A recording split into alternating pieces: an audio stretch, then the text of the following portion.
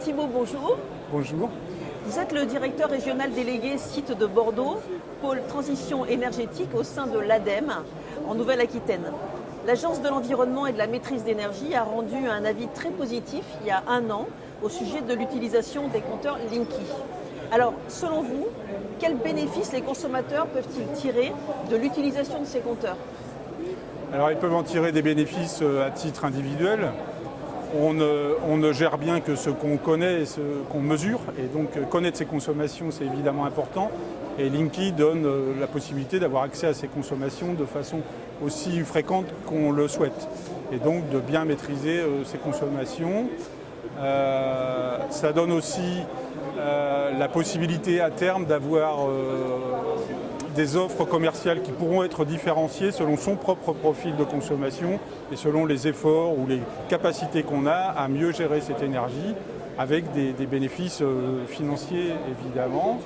Et puis troisième bénéfice individuel, ça permet aussi de raccorder des panneaux photovoltaïques de façon simplifiée. J'imagine qu'il y a également des bénéfices à titre collectif.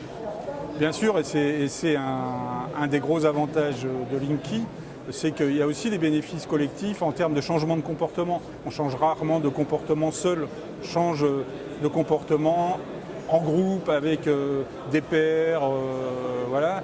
Et donc le compteur Linky est un bon support à des opérations qu'on mène souvent avec les collectivités et Enedis. Je pense par exemple à une opération qui s'appelle Famille à énergie positive, qui s'appelle aujourd'hui Déclic, où des groupes de personnes essaient d'avoir un comportement plus vertueux d'un point de vue énergie et écologique de façon générale. Et Linky est un très bon support pour ces opérations-là. Donc en termes de changement de comportement, c'est très utile. Si on regarde vers l'avenir, là on a bien compris le rôle que pouvait jouer ce compteur dans l'accompagnement des énergies renouvelables.